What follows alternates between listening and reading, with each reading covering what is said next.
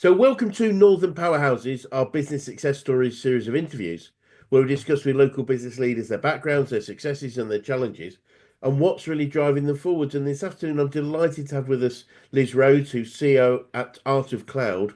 So, firstly, Liz, thank you so much for spending some time with us. And if you'd like to introduce yourself, Art of Cloud, what you do, how you help people, that would be wonderful. Thanks for having me. I'm Liz Rhodes, as you said, and I've been with Art of Cloud really since the beginning of their journey. For those of you who are not aware of us, Art of Cloud is a Leeds-based Salesforce consultancy, and that is what we do. We are really passionate about Salesforce, which is one of the biggest pieces of software going at the minute. Lots of people Yes. heard of Mark Benioff, lots of talk about AI at the minute, and we work especially with northern local businesses. We love working locally, but we also specialise in working with lots of sports clubs, which you may be aware of. So we work with Premier League football clubs, Oh, Formula One teams, rugby clubs, esports, all different stuff, and we support them in managing their sponsorship and partnerships within their business, their marketing and stuff. So yeah, it's been a really big journey. I joined as employee 2.5, which I'm sure we'll get to later, right at the beginning, and have made my kind of way with the growth of the business. We're into year 7 now, and I've been CEO for the past just over a year, and just love it, love it. I love seeing what we can take the people within the team and how we can just help them grow, which therefore helps our business grow. So that's a really brief summary about us. Wonderful, wonderful. And maybe if we started a little bit about your background, how you got into business leads and why this particular one for you. Well, I've got a bit of an interesting one. So my background is not IT. I did a food science degree Yep. and worked at Warburton's as a graduate in the QA department. Absolutely loved it. Loved working in bread. And I was inside the factory this week, was back there. I recognise some faces and You- love and I was there, and then I went travelling. I went travelling for supposed to be 9 months. 3.5 years later, I came home, Oh, wow. just with like really open eyes as to what I could do, where the world was going to take me. And then I was offered a graduate role at the Ministry of Agriculture, Food and Fisheries at the time, and Yep. decided to temp over the summer in London. And I got a job as a receptionist in an IT company, and I got the early shift. So I started at 6:30 in the morning. Oh, my goodness. And most mornings, the only other person there for the first hour was the owner, John, absolutely amazing man. And so we just chatted, and he was like, "Oh, you've got a bit about you. What do you know? What do you like to do?" And then he offered me a permanent role within there, which paid more money than the graduate scheme. So lured away from that by a little Brilliant. bit more money. I just ended up, that's how I started in IT back in 2000, just randomly. And Yep. then, yeah, my journey has kind of been, I did 10 or 11 years there, left there as like heading up the operations, setting up a big team in India, an offshore team, went right kind of at the beginning of those offshore journeys that Yes. weren't call centres. So I Yes. set up a support team and dev team and a QA team, spent loads of time out in India, loved it. Then I had my children, had a break, set my own business up, which randomly was on Dragon's Den in Ireland.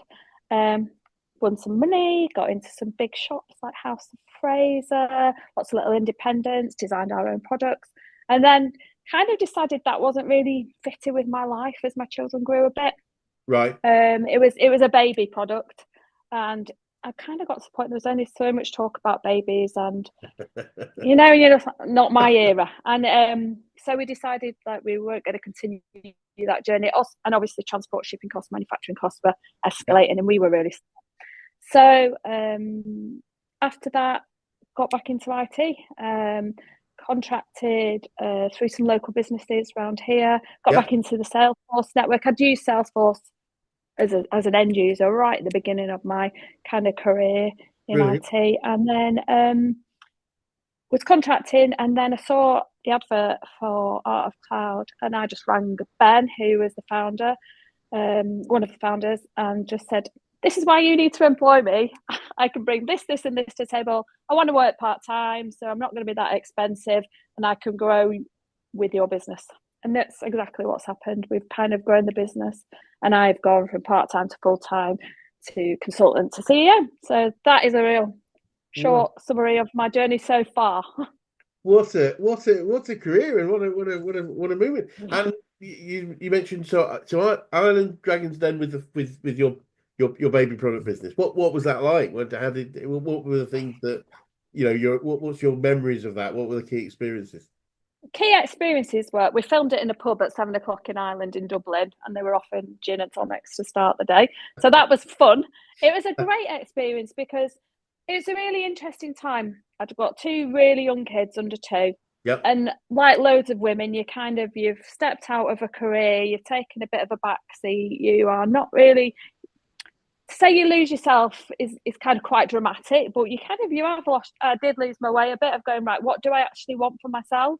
Yes. And it just kind of gave me an opportunity to kind of show back up. And I was like, I remember when we started the filming, I kind of started fluffing it, and then this fly buzzed right across my face, and they were like, "Go, you have to start again." So that gave me an opportunity to regroup, and we got the dragon we wanted, and it kind of just gave me an opportunity to learn how to do business, kind of in at the deep end from what was really just an idea. But we just thought, oh, we'll have a go at pitching for Dragon's Den, and we got it.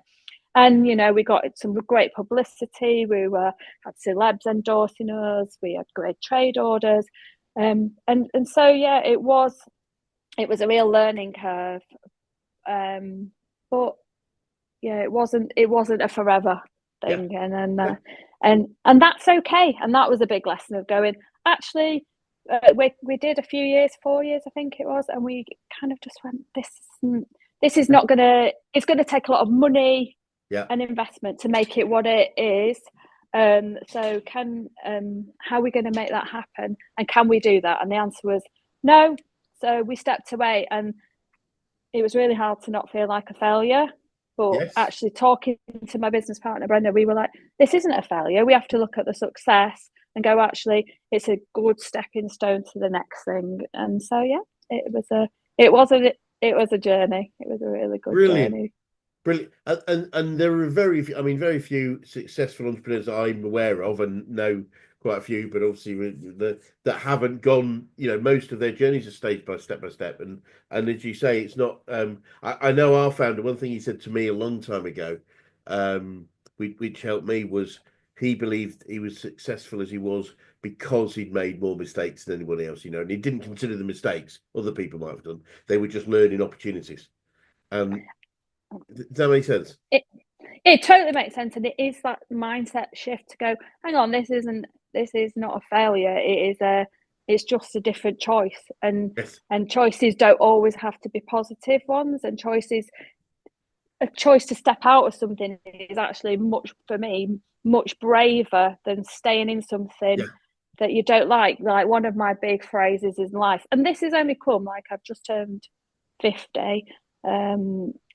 Over the last 10 years, I've really learned, ditch the drainers, ditch the stuff that drains you, ditch the people that drain us, ditch all that noise, because then you can really enjoy the people, the time, the energy you've got. And then it sounds really cliche. There's lots of people my age, and you do become transformative because the confidence grows, and you feel so much more secure in your decision making because you've been able to make the mistakes. And quite a lot of that for myself is driven by parenting and making those mistakes along the way of like bringing your children up and going, oh God, I fed them chocolate. Promised they were only going to have wooden toys, none of that plastic stuff. But then you're like, not going to stick with that. So it is that confidence that grows with you with experience and age and stuff. So brilliant. And as you say, you were employee 2.5. Did you say after Cloud? Is it? Yeah. How does that work? 2. So Ben and Michael had founded the company. They were just like, there was a gap. There was a gap in the market up here. Salesforce was geographically territorialized at the time. It switched and it switched back, and very tight. So and there was a gap in the market, and so they saw it and they took it. But then quickly they were like, actually, we need somebody who has been in business. So Ben's an amazing CRO, co-founder. Sales amazing, and Michael is the technical guru. And they just kind of needed like somebody in the middle to kind of make the stuff happen. That is one of my brilliant skills. Brilliant. It's a skill that I've always done. I've always been an organizer. I was the one kid putting on the play, getting 10 other kids involved. Like I do PTA, I run brownies. I like to get stuff done and make things happen. And that's one of my Brilliant. skills of finding a solution to a problem. And so I rang Ben and saw this ad, and I was like, I can bring this to the table. I am not the Salesforce technical guru. That is not my skill. But I can make the projects happen. I can deliver the documentation. I can help you with your accounts. I can do HR. I've done marketing. So I can bring a lot of skills to your table that you don't have right now. Brilliant. And he apparently, the rumor has it, and Ben tells me this, that he rang Michael and went, "Oh, we found the right person. Brilliant. She's apparently going to start work on Monday." Wonderful. No, it's a great point. I often say to people that I meet in business owners, business leaders, is that business great businesses are often founded by people that are good at what they do. They're not necessarily good or trained at running a business or what they do, because they're two different things. Yeah, So very different. I think coming to terms with that and being accepted, and either learning the skills and knowledge yourself or finding someone else that already has, as you've done, as you've done it in your case, it's just brilliant. It's just like, yeah, that's what we need, because it is a different skill set, mindset, and almost behavior set, really. Yeah, and because I'd come from an IT background, like, so in London, I'd be working at this Yeah. insurance software house. So, like, really interesting. Like, Yeah. it was commercial insurance. We were writing for Lloyd's of London, and a really interesting market, very Yes. male dominated area at the Yes. time, still kind of quite is. Based right in the city and that lifestyle that goes with that. Yeah. So taking all that experience and kind of going, well, actually, how do we apply it to this? Was a great set of skills to take with me. So. Brilliant. Brilliant. Yeah, funny enough, I went to Lloyd's probably about 3 years ago now, and it's a fascinating place with Amazing. the bell and the desks where they still underwrite these 100, 200-year-old desks. It's just incredible. It is incredible, and actually, we had a bit of a reunion this year and 25 years later, it was a really special place to work, Brilliant. and it actually showed me, like John, who sadly passed away. He was the MD, and he Yes. showed me that you can lead a company like that, but with values and being kind and stuff, and that is okay. In kind of what was quite a male dominated and city Yeah. culture, he was kind of a bit against the grain at the time. But Brilliant. he was just like the compassion, and the team, like there was about 40 of us met up in this summer, and it was just like, it was like no time had passed, because we had such a strong cultural bond. Yeah. And everybody just was like, everybody's kind of, I say everybody, generalization, 90% of us have gone away and gone, how do we recreate that Yeah. where we work now? And what a great legacy to leave, with like Yes. loads of people wanting to emulate your leadership. Absolutely. I couldn't agree more. I mean, there's plenty of people that actively want to do things differently to where they've come from, because but that's a wonderful, what a great legacy to leave. And looking at Art of Cloud, what would you say, as you've grown, what would you say are some of the biggest challenges you've had to overcome, Liz? Trying to balance that values-led leadership Yep. with the demands of business. Obviously, COVID hit. Yep. Transforming the team to online. Obviously, commercially, economically, IT has been hit over the last few years, and sometimes has been a struggle to making sure you're delivering the projects to your standards, whether they be your customer standards, and having the bravery to say we don't want somebody's business if they're not the right people for us. And that has been a real lesson. It's like, at the beginning of any small business, you're like, take the business. Yeah. But then if somebody is disruptive to your team or just not the right fit, it's not necessarily anything negative. It just isn't rubbing along the right way, and it's causing them friction or you friction. having the bravery to go, let's have a conversation, this isn't working. Yeah, brilliant. And I think that's been like one of the difficult lessons to learn, that it's kind of okay to do that, because there is somebody out there for that person and more people out 100%. there for us. So yeah, I think that's been a great lesson. Brilliant. Yeah, I mean, I couldn't agree more in that, especially coming back to culture and values. I've come to believe that good relationships come, between customers and suppliers, businesses and their employees, business and their suppliers. Good relationships come with a match of goals. We both want to Yeah, achieve the same thing, but great relationships come with a match of values. We both yeah, believe the same things are important, and yeah. that really should be the foundation for our marketing, to attract like-minded people. And if we get like-minded people, it's obviously everything goes more straightforwardly. We get it, and it just makes a happier and more profitable business. Yeah, definitely. And it's the same with your team, isn't it? It's the same with Exactly right. Yeah. not just your customers. And obviously, we've had different members of the team, and I'm always a massive fan of if somebody outgrows the company, or somebody you can see they're ready to Yes. move on, because just let them and support them, because we have had a few returners who've come back to us 2 years later and gone, Yep. actually, can I bring this to your table now, and can you add to my skills by teaching me X, Y, and Z, or supporting me learning this? And I think getting cross about people moving on is just like, No. people, I don't know. Yeah, I genuinely don't really get it because it's No. like, you've done your job. If they've like reached the stretch of their skills with you, and they feel like, right, actually I need to go somewhere. We often lose people to much bigger companies because we're pretty small.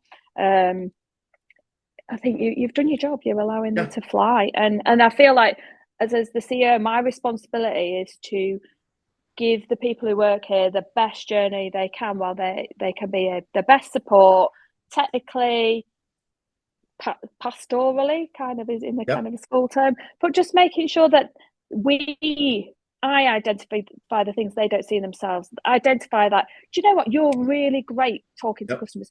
We've got a guy who's an amazing, brilliant trainer, and I'm like, you're the best we've got at training.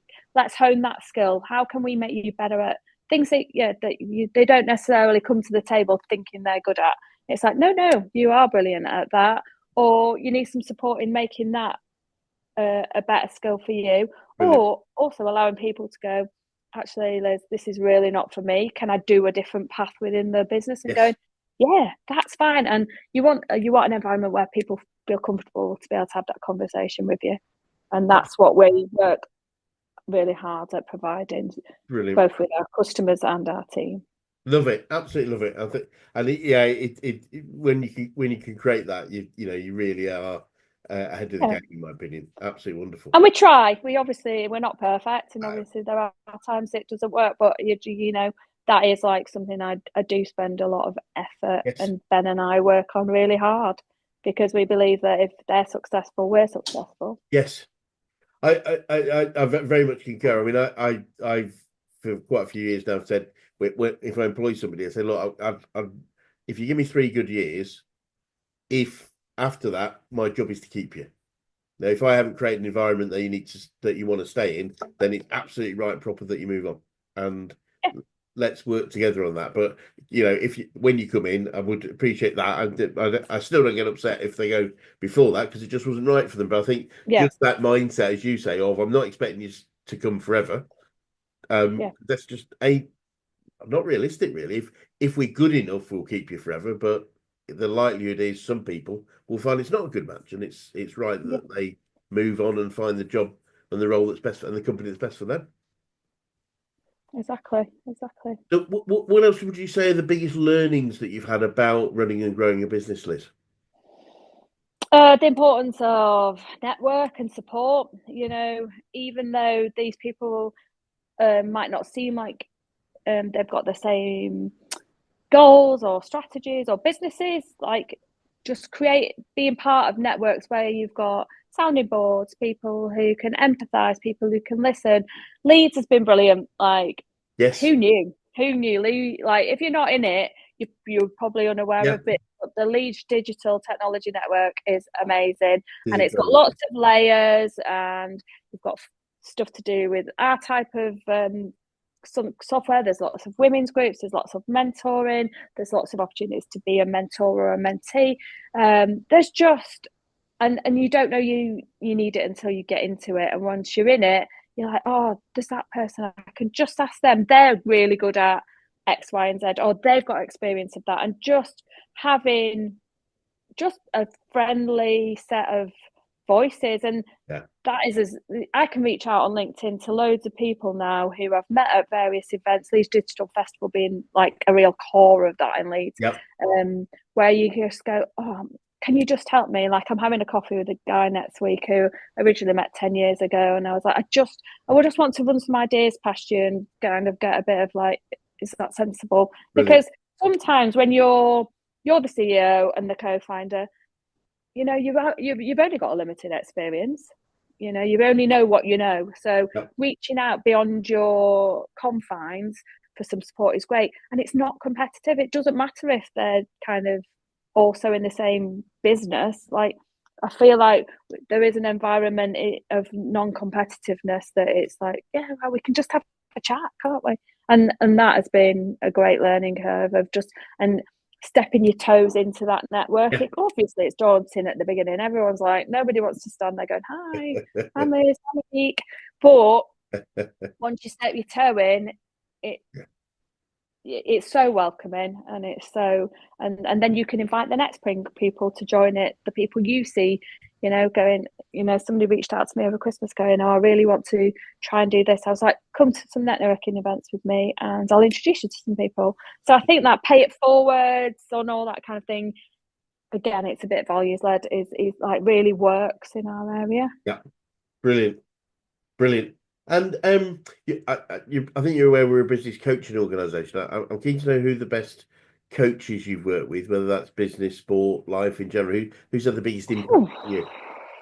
Oh, different people. So John, who was my first manager, like, Yes. well, there was two. There's John the MD, and my line manager was coincidentally also called John Fletcher Right. at the same business. Both amazing guys, and just like John the MD was great at leading the business and kept that chucking. Whereas John Fletcher, my line manager, was just somebody who was like, well, I believe in you, so believe in yourself and stretch yourself. And well, of course you can set up 200 people in India. Of course you can do that. Why wouldn't you be able to do that? And like that, so that kind of, not a professional coach, but yeah, you know, but somebody who was a belief in you, you know. And then just I've worked with a great coaching cohort through Claire Ackers, who's based in Farsley. She's a local amazing coach who specialises in like women in leadership Brilliant. and stuff. And I've got a little cohort from them who the coaching course was what, 2.5 years ago, maybe 3 years ago, and we meet up and we just catch up and stuff. So Brilliant. again, a little network. My friends, I've got people who like coach me in life, Right. just being like, you know, try it, be a good person, step outside your comfort Absolutely. zone if you don't believe. So I feel like I am surrounded by lots of positive people, Brilliant. but I kind of also feel like that's a reflection of the work you kind of do subliminally to surround yourself with people who are so like-minded, and as I Absolutely. kind of said before, ditching the drainers, like, Absolutely. yeah, spending your energy with people who bring you up. We say, like, you know, life's a mirror. Our life will reflect ourselves, and if we're positive, we're going to attract positive people. We're gonna, yeah, that absolutely makes sense. And have you picked up any favourite quotes or sayings from whether it's from other people around you or just in general that you find yourself? I'm always, I say it to my kids a lot. One, no is a complete sentence. Say no to stuff. Do not say, you don't have to explain why. You do not, if somebody's saying Yep. and you just don't want to do it, just say no. Just say, no, thank you, thanks for the offer. But you don't have to justify your reasons. And I think I didn't know that until I was in my 30s. I was just like, I'd always feel like I had to explain why I wanted to say no, or why I couldn't make the event, or why I didn't Nice. want to take the opportunity. Yeah. But now it's just like, no, thanks for the offer, but not for me. That one. And I'm a massive believer in take the chance. You can always come backwards, but you can't go forwards if you've missed the chance to step forward. So, and that's as really learned from my dad. He was the one who was like, go traveling, take it the chance. You never know whether you never know when the opportunity comes knocking again. So take it. If you don't like it, you get on a plane and come home. Yep. If you don't like the job, you leave. If you don't like the move to London, you come home. But if you don't take the chance, you'll never know. And I do say it to my kids a lot. Like, take the chance, because Brilliant. what's the worst can happen? You can like it and you can love it, but yeah, Love it. Take it.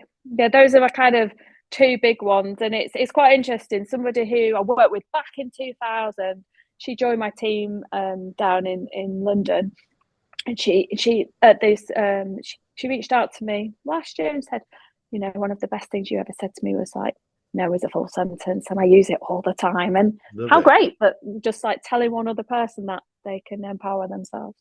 Love it. I know. I'm trying to think who I first picked it up from, but I think it was a guy called Paul. Anyway, it doesn't matter. But he had this acronym which was something like KW, the big long thing, and it stood for knowing who or what to say no to.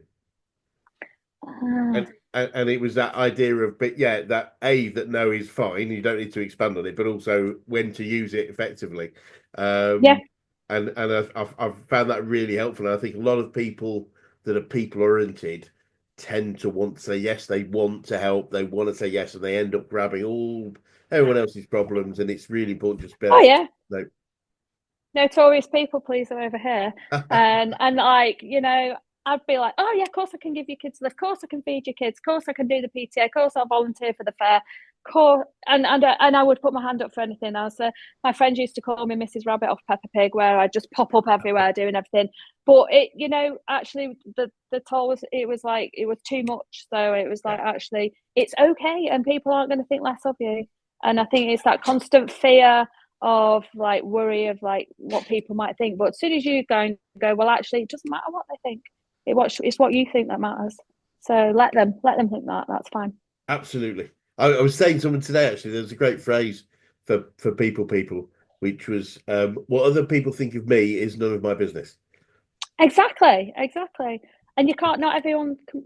You're not going to be everyone's cup of tea, are you? Yeah. You know that's okay. As long as you are spending time with people who are filling your cup, you're filling their cup. Then that's fine, isn't it? Absolutely. And do you have any favorite books on you'd recommend on business, success, personal development, anything that stands out for I'm you? not a massive reader of books. I listen to lots of podcasts more. I listen to High Performance, I listen to Stephen Bartlett, I listen to Happy Place. So I kind of like the audio word in that respect.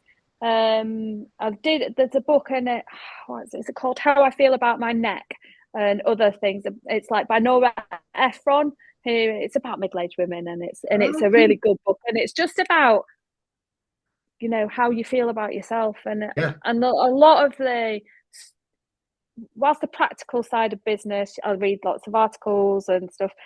It's actually more about your gut instinct and you feel for it. And if you feel like it's the right thing to do, have a go. But if you kind of spidey senses are off, take notice. Yes. And we are going to make mistakes on the way. And there's there's tough times, isn't there? You know, not everyone's going to pay you on time. Not everybody, No. all those, and you can think, oh yeah, I'm all over it. I'm trying to be all on top of it all. But you are going to drop balls along the way when you're running a business. And that is, as long as you, one, recognize it, two, deal with it when it happens, and don't just push it along and like, oh, I'll worry about it later. Just face into it. Yeah. And again, and as you become more confident in your business, the easier that becomes, I think, Yes. because you're just like, well, no, this is who we are and this is what we're doing. You will pay me on time, actually, thank you. And it's quite interesting as a really small business working with some kind of real giants, and when they're like, oh no, our payment terms are 90 days, and I'm like, well, sorry, ours are 14. Yep. So if you'd like to work with us, that's the Yep. terms we're working under. And they actually go, oh, right, okay. Or we'll do 30. Yeah, But, fine. Find a which common. is nice, but it's like it's actually having the bravery to go, actually I am as important as them. They're still another business. They are Absolutely. another business. That doesn't make them better or more important. We're all got we all can show up. 100% agree. 100% agree. And I'm keen to know what you've learned about yourself through your journey so far, Liz. Wow, so much, so much. I think being trusted, like, so I was trusted in my first role at Room, which is the job in London. I was really trusted to take that operational lead, and then I then have trusted other people. But here, the trust to the trust that Ben kind of put in me when I joined, to go, actually, yeah, you do it, and I'm going to learn from you that, and I learned from him about sales and growing that aspect. I think just when people have trusted me, it's then allowed me to trust myself more, and that Yeah, confidence, especially over the last 5-6 years with Art of Cloud, it's allowed me to really get my teeth into who I want to be and how important it is to me to be like values led and to be a kind person, which I kind of naturally am, but also recognizing that being kind is not being a soft touch. no, absolutely. The two different things. But 100%. previously I would have probably thought, oh no, you're a bit of a soft touch, but it's not. It's just like, I am who I am, and that's my Yeah, nature, and that's absolutely. okay. Yeah. Yes, absolutely.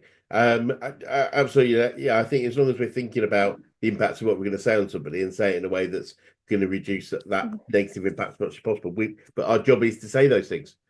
Yeah. You know, Yeah. And is to create change, is to create accountability, is to create things that sometimes people feel uncomfortable with. yeah, and being comfortable in having the uncomfortable, be that at work, be that with your teenage kids, Yep. be that just in life, just saying, well, actually, just because you feel X and I feel Y doesn't make either of us incorrect. It just means that we're both feeling differently about the same situation. Bang on. But that's okay. And whereas I think when I was in my 20s, I would probably try and like justify or apologize and not move on until it was resolved. And just rather than now, I just go, no, we just feel differently about the same situation. That's okay. We'll carry on. Love it. Yeah. Absolutely love it. And looking forwards now, what does the future look like for you guys, and what challenges do you think you might face, if any? Oh, there's always challenges, isn't there? The excitement is obviously Agentforce AI is booming in our industry. So Brilliant. wrapping your head around that, as somebody who can barely take a selfie, really good at my technical stuff, Salesforce wise, but like using my own iPhone, not so great. But the AI stuff is fascinating, and the trust layers and the impact on society of it is really Yeah. fascinating and interesting. So kind of growing with that. We've got some projects underway already in that arena, and just seeing how that frees people up to grow their businesses, because you're taking away a lot of the tedium Yeah. and repetitive stuff. So interested in that. Difficulties along the way. I don't. I guess you just face into them as you hit them, don't you? It's Yeah. like it's making sure you've got the right team for the right job, making sure that you continue to align your business with your Yeah. strategy, your values, your area. And we've been really kind of focused on, we pivoted a bit. We swapped from pure project based into, we do a lot of managed services now, so Right. that people who are not confident with like supporting their own system, we provide like just like small packages of support. And Brilliant. that's really transformed our business, because actually what it's created is a massive trust layer, and having the confidence to make those brave decisions, because we were like 18 months ago, right, this is going to change the original strategy of growth. However, it is going to provide a foundation of opportunity. Yeah. So taking that belief in, like, going, actually we're going to take a path that's slightly different, is it's been good. Brilliant. Brilliant. And I'm keen to know what you'd say to anyone that was thinking of going into business right now. Well, if you're passionate And I didn't realise how passionate I was about it until I was in it. If you're passionate and you love what you do, give it a go. The worst thing you can do is fail. And like, that's okay because you will step out of it. And failing might not be fail as in you're going to go bankrupt. It might be just go, actually, this is not the right one for Not the me right one. right now. But you will have learned so much along the way. And as long as you're doing it with your eyes open, and knowing what you can and can't afford to do it because Brilliant. you might never get the chance again to go out on your own. And some people do it and they go back a year later and go, no, I'm definitely a corporate girl or a corporate guy. And that's okay. But if you don't know, if you don't know, you don't know. And it isn't for everybody. It definitely isn't for everybody, but it definitely is for me. I love it. Love it. Brilliant. Absolutely love it. And finally, what would be the best advice you could give an 18-year-old you if you could go back in time and do Oh, that? well, when I was 18 in the Hacienda in Manchester, like actually, it was a real thing fun. I was really into my music and scene, and still really am. Love it. Brilliant. But it's just like, just keep being you. There's been periods of my life where you kind of go a little off course, and you're like, oh, I'm trying to fit in. Fit into yourself. Don't fit into everybody else. Fit into yourself, and then everybody else will fit around you. And I think that's like, I can see my kids learning that earlier than I did. Yes. Because what I think society talks about it more than they did 40 years ago, 30 years ago. So being true to yourself and just allowing yourself to be has been like, I would say to my 18-year-old self, you're great. Crack on. Brilliant. Absolutely. I think somebody I interviewed a little while ago, I asked her for a quote and she said, and I loved it, I think if I can get it right, she said, just be yourself because everyone else is taken. Which I thought Correct. that works for Love me. it. Liz, it's been really fascinating and delightful talking to you this afternoon. Thank you so much for sharing some of the insights. Thank you for your time. And your learnings. For anyone that's watching would like to get in touch with you or Art of Cloud, what would be the best way to do that? You can go on our website, artofcloud.co.uk. We're on LinkedIn, we're on Instagram, and I'm Liz Rhodes on LinkedIn, so you'll be able to find me. Brilliant. Well, look, for now, thanks so much. Thank you. Thanks for having me. Yeah, it'd be great to swing by another 6 to 12 months to just see the next phase. Where we're at. Thank you so much for your time. Thank you.